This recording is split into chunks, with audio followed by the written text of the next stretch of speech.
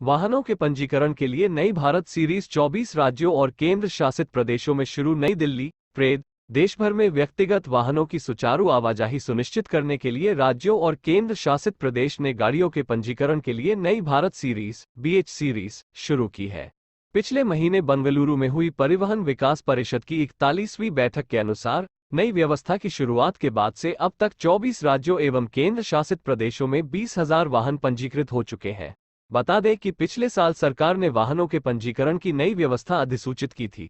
इसके तहत वाहन मालिकों को एक राज्य से दूसरे राज्य में जाने और वहां स्थानांतरित होने पर वाहनों के दोबारा से पंजीकरण से मुक्त करती है। बैठक के ब्यौरे के अनुसार जांच चेकियों पर रुके बिना और स्थानीय राज्य नियमों के अनुसार करों के भुगतान के बिना पर्यटकों की निर्बाध आवाजाही के लिए सड़क मंत्रालय सरकार ने पिछले पंजीकरण की नई व्यवस्था की थी। अधिसूचित वाहन मालिकों को एक राज्य से दूसरे राज्य में जाने पर दोबारा पंजीकरण से मिलेगी मुक्ति। 21 BH 1234 BH सीरीज की नई व्यवस्था से आवागमन में बढ़ेगी सुविधा। प्रतीकात्मक की पहल सफल रही है।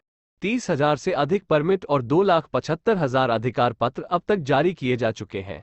इसमें कहा गया है कि राज्य सरकारों को बड़े और छोटे शहर से जुड़े मार्गों पर बाधा रहित यातायात सुविधा प्रदान करने के लिए गति सीमा प्रतिबंधों पर फिर से विचार करने के लिए प्रोत्साहित किया गया है। हाल ही में सड़क परिवहन और राजमार्ग मंत्री नितिन गडकरी ने कहा था कि वह एक्सप्रेसवे पर अधिकतम गति सीमा को 140 किलोमीटर प्रति घंटे तक बढ़ाने के पक्ष में है।